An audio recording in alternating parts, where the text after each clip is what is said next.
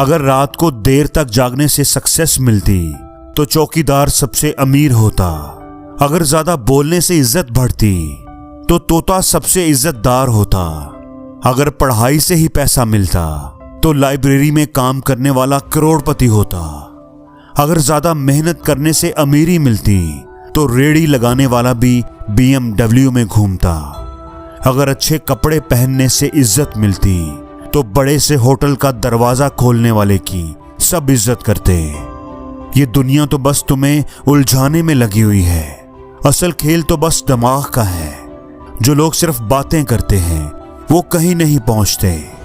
चलना है तो शेर की तरह चलो, भेड़ों की भीड़ का हिस्सा न बनो।